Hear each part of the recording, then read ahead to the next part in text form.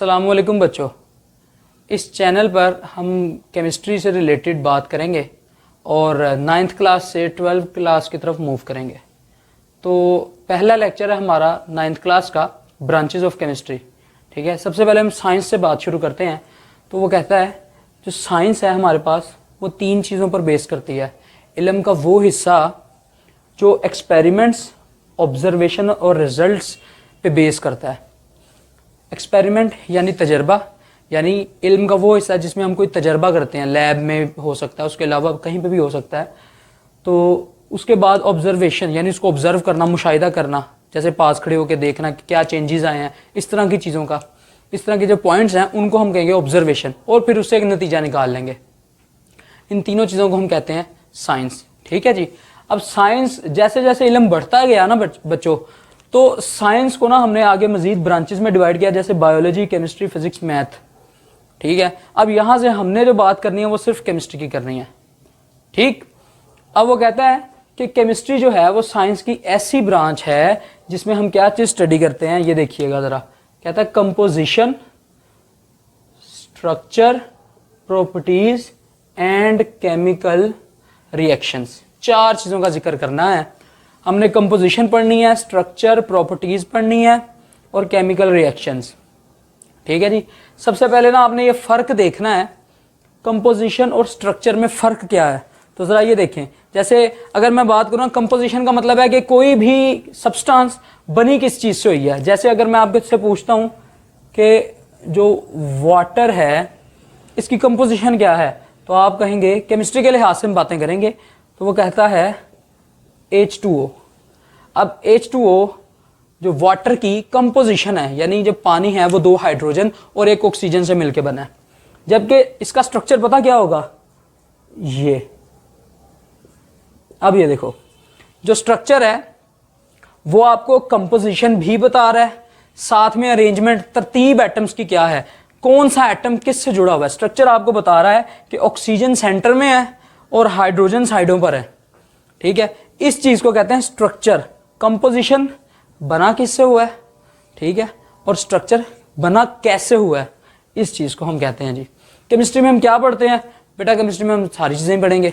जैसे कि हम अलग अलग सब्सटेंस पर, अलग अलग कंपाउंड्स के ऊपर टेम्परेचर का इफेक्ट पढ़ सकते हैं, प्रेशर को पढ़ सकते हैं। ठीक है, मेडिसिन जो दवाइयाँ हैं उनको पढ़ सकते हैं। ठीक है, paints, petroleum products, petrol, diesel, engine oil वगैरह वगैरह।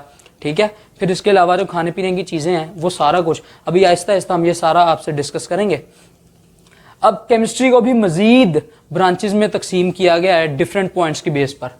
सबसे पहले जो ब्रांचेस हैं बेटा, उसमें से सबसे पहली ब्रांच है हमारे पास फिजिकल केमिस्ट्री, सेकंड है ऑर्गेनिक, दूसरी है इनऑर्गेनिक, फिर biochemistry, industrial chemistry, nuclear, environmental और एनालिटिकल केमिस्ट्री। इन सब का जिक्र अब हम एक एक करके करते हैं कि ये जितने भी नाम लिखे हैं इनका मतलब क्या है। पहली ब्रांच है फिजिकल केमिस्ट्री। कहता है the branch of chemistry in which we study relationship. बेटा ताल्लुक को पढ़ना है हमने, relationship between the composition and physical properties. Composition वही जो मैंने अभी बताई थी इससे पहले, ठीक है जी, कि कोई चीज़ बनी किस किस चीज़ से है। कंपोजिशन और फिजिकल प्रॉपर्टीज। बेटा फिजिकल कहेंगे जिस्मानी, जाहिरी या तिब्बी। ठीक है, मतलब इसमें केमिकल रिएक्शंस को नहीं पढ़ा जाएगा, उसका भी जिक्र आएगा थोड़ा बहुत, लेकिन असल में इसमें जो मेन चीज़ हमने पढ़नी है ना, वो जैसे मेल्टिंग पॉइंट हो गया चीज़ों का, बॉइलिंग पॉइंट हो गया, ठीक है, या फिर कन्वर्जन हो गई सॉलिड लिक्विड गैस की एक दूसरे में। मिसाल के तौर पर जो लिक्विड वाटर है, जब उसका टेम्परेचर कम कर देते हैं तो बर्फ़ बन जाती है, सॉलिड आइस बन जाएगी।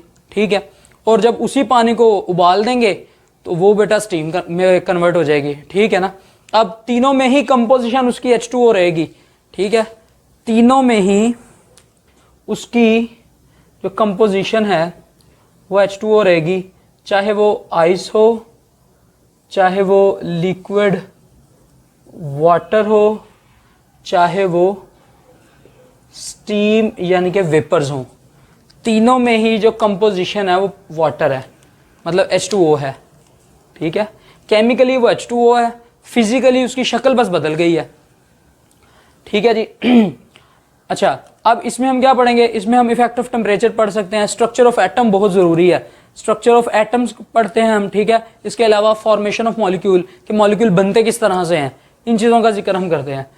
अगली जो ब्रांच है वो है ऑर्गेनिक केमिस्ट्री। कहता है ये केमिस्ट्री की वो ब्रांच है जिसमें हम क्या चीज़ पढ़ेंगे बेटा, हम इसमें पढ़ेंगे कोवेलेंट। इसको ज़रा याद रखिएगा, कोवेलेंट। अगर मैं इसको बिल्कुल फिलहाल सादा करके आपको समझाने की कोशिश करूँ ना, तो इसका मतलब है शेयरिंग ऑफ इलेक्ट्रॉन। मतलब हम इसमें पढ़ेंगे covalent compounds of carbon and hydrogen. इनको हम कंबाइन फॉर्म में कहते हैं बेटा hydrocarbon and their derivatives. Derivative derive करना, ये मैं आपको भी समझा देता हूं। ये देखें सबसे पहले इसको समझना है, ऐसे कंपाउंड्स, कंपाउंड किसको कहते हैं, जब दो मुख्तलिफ, कम से कम दो मुख्तलिफ किस्म के एटम्स आपस में कंबाइन होते हैं ना, बॉन्ड बनाते हैं, बाकायदा बॉन्ड बनेगा, तो उसको हम कहेंगे क्या, कंपाउंड। ठीक है, तो ऐसे कंपाउंड्स जिसमें कौन मौजूद हो, कार्बन और हाइड्रोजन एक साथ, यानी कार्बन का बॉन्ड किससे हो, हाइड्रोजन से। ठीक है, ऐसे कंपाउंड्स को हम कहेंगे ऑर्गेनिक कंपाउंड। और कार्बन और हाइड्रोजन ने जब इलेक्ट्रॉन को शेयर किया होगा ना आपस में, ठीक है, ये डिटेल में मैं बाद में आपको समझाऊंगा, चैप्टर 4 में आएगा। तो जब कार्बन और हाइड्रोजन इलेक्ट्रॉन को शेयर करके बॉन्ड बनाएंगे, उसको हम कहेंगे कोवेलेंट कंपाउंड्स या कोवेलेंट बॉन्ड।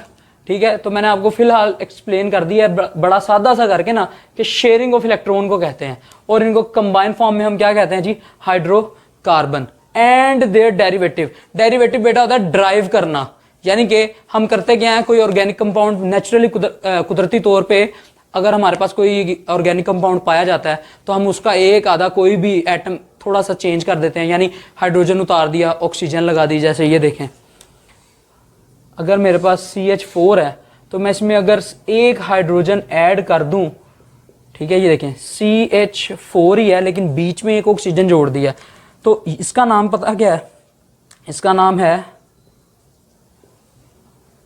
मेथानॉल, इसका नाम है मीथेन। बेटा हमारे चूल्हे में जो गैस जलती है ना, ये वो है, और ये मेथानॉल है। ठीक है, ये अल्कोहल है, वो गैस है, ये लिक्विड है। ठीक है, तो फिजिकल चेंज भी आ गया फिजिकल केमिस्ट्री से। ठीक है, और ये देखो, क्योंकि इसमें एक ऑक्सीजन ऐड करके इसको इससे बनाया है, मेथानॉल को मीथेन से बनाया है, ड्राइव किया है, इसलिए वो कह रहा है ऑर्गेनिक कंपाउंड्स भी एंड देयर डेरिवेटिव्स भी, दोनों चीजें शामिल होंगी। ऑर्गेनिक केमिस्ट्री में क्या कुछ आता है, तकरीबन सारी ही चीजें जो भी कार्बन हाइड्रोजन से बनी हो। ठीक है, मैं आपको बड़ा अगर सिंपल करके बताऊं ना, तो तकरीबन जितनी चीज़ों को आग लग जाती है वो ज़्यादातर ऑर्गेनिक ही होती हैं, जैसा कि पेट्रोलियम प्रोडक्ट्स, ठीक है, पेट्रोल, डीजल, इंजन ऑयल, खाने वाला ऑयल भी। ठीक है, फिर medicine, proteins, carbohydrates, fats, paints. Medicine तो आपको पता ही है, दवाइयाँ, प्रोटीन गोश्त, कार्बोहाइड्रेट्स रोटी चावल इस तरह की चीज़ें, फैट्स चर्बी और ऑयल्स वगैरह। ठीक है, और पेंट जो दीवारों वगैरह पे किया जाता है।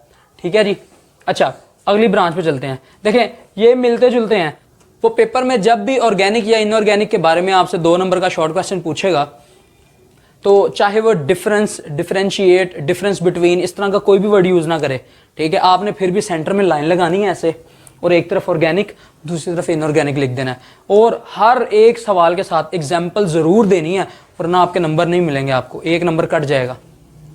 ठीक है, अब जरा देखें, दोनों मिलते जुलते नाम लग रहे हैं, वो ऑर्गेनिक केमिस्ट्री है, ये इनऑर्गेनिक केमिस्ट्री है। ठीक है जी, जो कुछ वहां पढ़ लिया उसको छोड़ दो, बकाया सारा कुछ इसमें है। तो ये देखो, वो कहता है इसमें हम क्या पढ़ेंगे बेटा, तमाम एलिमेंट्स जो हमारा पीरियोडिक टेबल है ना बेटा, पीरियोडिक टेबल, इसमें टोटल जो एलिमेंट्स हैं बेटा वो 118 हैं। तो 2 तो हमने पढ़ लिए ऑर्गेनिक में, ऑर्गेनिक में कौन पढ़ लिया बेटा, कार्बन एंड हाइड्रोजन। इन 2 को तो हमने इधर पढ़ लिया, फिर बकाया कितने रह गए, 116, उनका जिक्र यहां पर होगा। वो कहता है ऑल एलिमेंट्स, सारे elements and their compounds except those of compounds of carbon and hydrogen, यानी कि ये थोड़ी सी आपने डेफिनेशन समझनी है, आप चाहें तो इस लाइन को यहाँ से हटा भी सकते हैं, तो बन जाएगा in which the branch of chemistry in which we study all elements and their compounds except compounds of carbon and hydrogen। ठीक है, तो सारे एलिमेंट्स को पढ़ेंगे, कार्बन और हाइड्रोजन के एलिमेंट्स को छोड़ देंगे। ठीक है जी, यानी इसमें ऑर्गेनिक वाले कंपाउंड्स को छोड़कर इनऑर्गेनिक का सारा मटेरियल हमने इसमें स्टडी करना है। इसमें क्या चीज आती है बेटा, इसमें ग्लास, शीशा, ठीक है, glass industry, cement industry, metallurgy. ये मेटलर्जी क्या होता है बेटा, जमीन से, मिट्टी से मेटल को निकाल के साफ करना। ठीक है, जमीन से कच्ची धात, कच्च धात जिसको ओर बोलते हैं इंग्लिश में हम, ओर को निकाल के या कच्च धात को जमीन से निकाल कर उसको कन्वर्ट कर देना प्योर मेटल में और फिर उसको अपने फायदे के लिए इस्तेमाल कर लेना। इस सारे प्रोसेस को बोलते हैं मेटलर्जी और सिरामिक। ठीक है जी, इन सब चीजों का जिक्र हम किस में करते हैं, इनऑर्गेनिक केमिस्ट्री के। बेटा जी नेक्स्ट ब्रांच है बायोकेमिस्ट्री। आपको नाम से ही अंदाजा हो रहा होगा, बायोलॉजी और केमिस्ट्री, यानी कि ये ऐसी ब्रांच है जहां पे बायो और केमिस्ट्री कंबाइन होंगी। ठीक है, तो हम क्या पढ़ेंगे फिर यहाँ पर, खुद अंदाजा करें ना। ऐसे कंपाउंड्स की स्टडी जो कहाँ पे पाया जाता हो, जिंदा जानदार की बॉडी के अंदर, यानी बैक्टीरिया से लेके इंसान तक जितने जानदार हैं उनकी बॉडी के अंदर क्या क्या प्रोसेस चल रहा है, मतलब जो खुराक खाता है उसके साथ क्या होता है, प्लांट्स खुराक प्रिपेयर करते हैं, इन सब प्रोसेसेस को हम कहाँ पे स्टडी करते हैं, बायोकेमिस्ट्री में। ठीक है, उसमें हम पढ़ते हैं कंपोजिशन, केमिकल रिएक्शंस क्या हो रहे हैं। ठीक है, कि इनके तमाम सब्सटेंसेस यानी कि वो तमाम कंपाउंड्स के जो कहाँ पर पाए जाते हैं, लिविंग ऑर्गेनिज्म की बॉडी के अंदर। इसमें बड़ी सादी सी मिसाल मैं आपको देता हूँ, रिस्पायरेशन और फोटोसिंथेसिस। ठीक है, अब ये जो रिस्पायरेशन है ना, ये है खुराक जो हमने खाई है ना, जो खाना खाया है उसमें से एनर्जी को बाहर निकालना। ठीक है, हमारी बॉडी क्या करती है, हम खाना खाते हैं उसमें से एनर्जी को बाहर निकाल लेती है। इस प्रोसेस को, वो जो एनर्जी खाने में से निकाली है ना, उस प्रोसेस को कहते हैं क्या, रिस्पायरेशन। और प्लांट्स क्या करते हैं, जमीन से पानी एब्जॉर्ब करते हैं और हवा में से CO2 को लेके सूरज की रोशनी की मौजूदगी में इन दोनों को आपस में कंबाइन करके खुराक बना देते हैं। ठीक है, तो ये दोनों प्रोसेसेस एक तो एक दूसरे के उल्ट हैं। इसमें खुराक बनती है और उस खुराक को फिर हम खा लेते हैं। तो रिस्पायरेशन और फोटोसिंथेसिस ये सबसे मेन दो एग्जांपल्स हैं, इसके अलावा भी बड़े प्रोसेसेस हैं, लेकिन फिलहाल हमारा पहला लेक्चर है तो उसके हिसाब से मैंने इतना जिक्र किया बस। ठीक है, अगली ब्रांच है इंडस्ट्रियल केमिस्ट्री। ठीक है जी, इंडस्ट्रियल केमिस्ट्री बेटा जो होती है ना, नाम से पता लग रहा होगा, इंडस्ट्री, कारखाना, फैक्ट्री, मिल, तो वहां पे क्या होता है, चीजों को बनाया जाता है। ठीक है, तो अब जाहिर है ये केमिस्ट्री है, तो यहाँ पे हम क्या बनाएंगे, हम यहाँ पे कपड़े तो नहीं बनाएंगे खैर, लेकिन हम यहाँ पर केमिकल्स जरूर बनाएंगे। ठीक है, यहाँ पे कपड़े सिलाई नहीं होंगे, लेकिन हम यहाँ पर केमिकल्स बनाएंगे जरूर। ठीक है, तो उस हवाले से वो कहता है कि the branch of chemistry in which we manufacture chemicals at commercial scale. दो पॉइंट याद रखिएगा, एक होता है डोमेस्टिक स्केल, घरेलू इस्तेमाल। ठीक है, अगर आप घर में खाना बनाते हैं और आपकी फैमिली ने खा लिया तो घर की ज़रूरत सिर्फ पूरी होगी, तो उसको हम कहेंगे डोमेस्टिक। ठीक है, लेकिन अगर वही खाना बहुत ज़्यादा बनाया जाए, बहुत ही ज़्यादा बनाया जाए, और ना सिर्फ आप उसको खुद खा लें बल्कि उसको बेच के पैसे भी कमा लें, तो हम उसी प्रोसेस को कह देंगे कि ये कमर्शियल स्केल था, यानी दुकानदारी। ठीक है, तो केमिकल्स को इतने बड़े पैमाने पर बनाया जाता है कि उसको हम नाम देते हैं कमर्शियल स्केल का। इससे होता क्या बेटा, जो चीज़ों की कीमत है वो कम हो जाती है, सस्ती पड़ती है चीज़। आप एक साबुन घर में बनाओगे तो आपको बहुत महंगा पड़ेगा, जबकि बाहर से बना बनाया लाओगे तो सस्ता पड़ेगा। उसकी वजह वो इतनी बल्क क्वांटिटी में बनाते हैं कि उनको हद से ज़्यादा सस्ती पड़ती हैं चीज़ें। तो इंडस्ट्रियल केमिस्ट्री का सबसे मेन फोकस जो होता है वो चीज़ों की जो कीमत है उसको नीचे लाना होता है।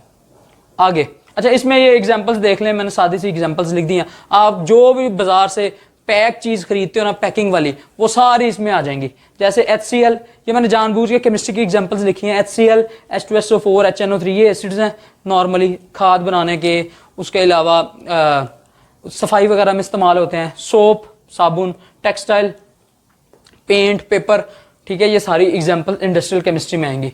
न्यूक्लियर केमिस्ट्री को देखते हैं। वो कहता है द ब्रांच ऑफ केमिस्ट्री, ये जरा ध्यान से सुनना आपने, कहता है the branch of chemistry in which we study radioactivity, बेटा रेडियो एक्टिविटी, न्यूक्लियर प्रोसेसेस, ये न्यूक्लियर प्रोसेसेस हैं दो, एक ये और एक ये, ठीक है। एंड प्रॉपर्टीज, न्यूक्लियर प्रोसेस क्या होता है, न्यूक्लियर केमिस्ट्री जो है ना, केमिस्ट्री दो तरह की है। एक है केमिस्ट्री ऑफ इलेक्ट्रॉन, आपकी पूरी किताब में जो हम पढ़ेंगे ना वो है केमिस्ट्री ऑफ इलेक्ट्रॉन, ठीक है, कि एक एटम ने इलेक्ट्रॉन छीन लिया, एक ने दे दिया, एक ने डोनेट किया, एक ने एक्सेप्ट किया, एक ने शेयर किया, ये चीजें वहां पे बात होगी इलेक्ट्रॉन के हवाले से, ठीक है। लेकिन यहां पर जो है ना वो बात होगी न्यूक्लियस के हवाले से, इलेक्ट्रॉन से हमें कोई सरोकार नहीं है, हमने जिक्र ही न्यूक्लियस का करना है। तो यहां पर हम ज्यादातर पता किनको पढ़ते हैं, ज्यादातर हम उन एलिमेंट्स को पढ़ते हैं जिनके न्यूक्लियस या जिनका एटॉमिक मास कह लें, या जो मास के लिए वजन के लिहाज से आप फिलहाल कह लें जिनका वजन बहुत ज्यादा होता है, तो उसमें दो प्रोसेसेस होते हैं। अगर तो एटम बहुत बड़े बड़े हैं पीरियोडिक टेबल में, वो जो एंड वाले एलिमेंट्स हैं ना, अगर वो एटम्स हैं तो वहां पर होगा फिशन प्रोसेस, बड़े न्यूक्लियस को, बड़े एटम को बीच में से तोड़ देंगे, ठीक है, तोड़ने को हम कहते हैं फिशन।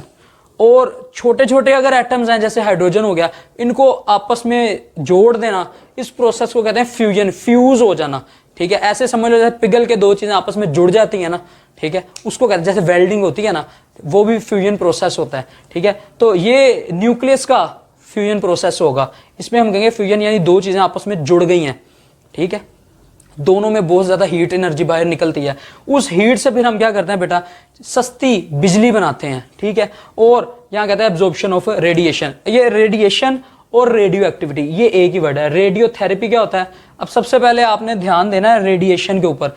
रेडिएशन क्या होता है, शुआएं, शुआएं क्या होती हैं जी, मोबाइल के सिग्नल्स, वो जो आपके घर में खाना गर्म करने के लिए ओवन है उसके अंदर वो जो चीज खाने को गर्म कर रही है वो रेडिएशंस, रोशनी बल्ब से निकलने वाली, मोबाइल के फ्लैश से निकलने वाली वो जो रोशनी है, इसको हम क्या कहते हैं जी, रेडिएशंस, ठीक है।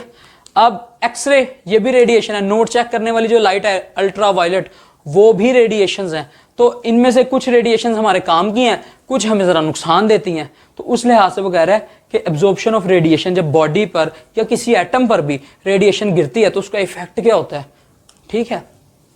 इसको हम पढ़ते हैं कहां पर, न्यूक्लियर केमिस्ट्री में। ये वर्ड आपने जरा याद रखना है। लें जी, सेकंड लास्ट ब्रांच है हमारी एनवायरमेंटल केमिस्ट्री। ये वाली बड़ी आसान है और नाम से भी अंदाजा हो रहा होगा, एनवायरमेंटल केमिस्ट्री यानी एनवायरमेंट के बारे में पढ़ना है। तो कहता है केमिस्ट्री की ऐसी ब्रांच जिसमें हम क्या पढ़ते हैं, कंपोनेंट्स ऑफ एनवायरमेंट, हमारा जो इर्द गिर्द माहौल है, अच्छा इस माहौल में सिर्फ हवा नहीं आएगी, पानी भी आएगा, ठीक है, और मिट्टी यानी कि रेत वगैरह, ये जो यानी जमीन जो है ना, जमीन वो भी शामिल होगी, ठीक है, वो एनवायरमेंट का हिस्सा है।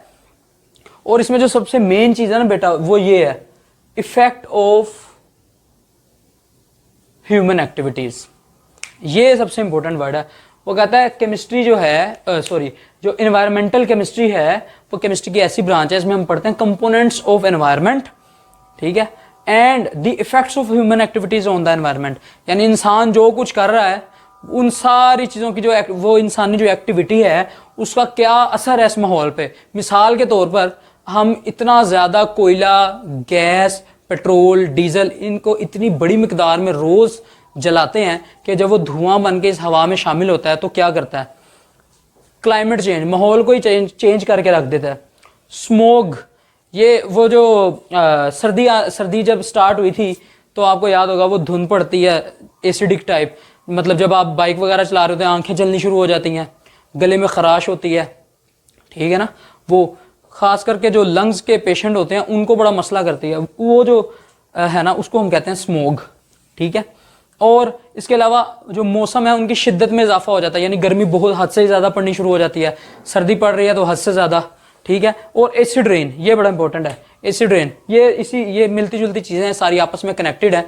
एसिड रेन जी तेजाबी बारिश, वो जो जब बरसात का मौसम शुरू होता है, जो पहली बारिशें होती हैं ना उसमें जो पानी है उसकी एसिडिटी यानी उसमें थोड़ा सा समझ लें हवा में से ये जो हमने पेट्रोल वगैरह जला कर वो जो धुआं, वो जो गैसेस शामिल की थी ना, वो एसिड बन के, तेजाब बन के उसी बारिश का हिस्सा बन जाती हैं, ठीक है। और फिर अगर उसमें हम नहाएं तो जिल्द को नुकसान होता है, पौधों के ऊपर गिरे तो उनके पत्तों को, जड़ों को नुकसान पहुंचता है, ठीक है जी। मार्बल लगा हो, जहाँ पे पत्थर लगा हो फर्श पे, ठीक है, उसको नुकसान पहुंचता है, यानी किसी चीज को छोड़ता नहीं है। जाहिर है एसिड है तो फिर नुकसान तो वो पहुंचाएगा ना, ठीक है। तो अगली ब्रांच जो है ना ये आखिरी, ये है एनालिटिकल केमिस्ट्री। इसको जरा देखिएगा, कहता है branch of chemistry that deal with the separation and analysis of a sample to identify its component. यहाँ पे ये सुनना है, ये थोड़ी सी ना कॉम्प्लिकेटेड शायद आपको लगे। केमिस्ट्री की ऐसी ब्रांच है जिसमें हम कोई सैंपल सबमिट कराते हैं लैब में, और लैब में वो जो एनालिस्ट होता है ना, वो क्या करता है, वो आपने जो सैंपल दिया उसको आइडेंटिफाई करता है। फर्ज करें, मैं आपको मिसाल से समझाता हूँ, आपने घर में बोर करवाया पानी पीने के लिए, ठीक है। अब आपने वो पानी अभी पिया नहीं है, आप उसको लेबॉर्ट्री में जाके चेक करवाते हैं कि आया ये पानी पीने के काबिल है भी या नहीं, ठीक है। तो वो जो पूरे जितने भी टेस्ट करेंगे ना, वो सारा कुछ कहलाएगा एनालिसिस, ठीक है। अब उसमें वो चेक करेगा इसमें कोई हैवी मेटल तो नहीं है, ठीक है, कोई बैक्टीरिया, कोई वायरस, ऐसी चीज़ तो नहीं है, ठीक है। तो वो जो चीज़ों को आइडेंटिफाई करेगा ना कि कोई चीज़, कोई सॉल्ट, कोई खतरनाक किस्म की मेटल, कोई बैक्टीरिया, कोई वायरस मौजूद है या नहीं है, तो आइडेंटिफिकेशन ही हो गई ना, ठीक है। फिर सेपरेशन। अच्छा, अब यहाँ पे देखिएगा, इसमें ना वो आपको कहता है कि इसमें दो प्रोसेसेस होते हैं, एक होता है क्वालिटेटिव एनालिसिस, दूसरा होता है क्वांटिटेटिव एनालिसिस। नाम से देखना है, ऐसा एनालिसिस, ऐसा तजजिया जिसमें हम सिर्फ क्वालिटी पे फोकस करते हैं। मिसाल के तौर पर जरा एग्जांपल समझिएगा, सॉल्ट इन वाटर। अगर मैं एक गिलास ले लूं ऐसे करके और उसमें सॉल्ट ऐड कर दूं जी, ठीक है, सॉल्ट ऐड कर दूं और उसको पानी से भर दूं, ठीक है। अब आपसे मैं पूछता हूं, बताओ गिलास में क्या है? जाहिर है वो ट्रांसपेरेंट होगा, देखने में तो पानी लगेगा।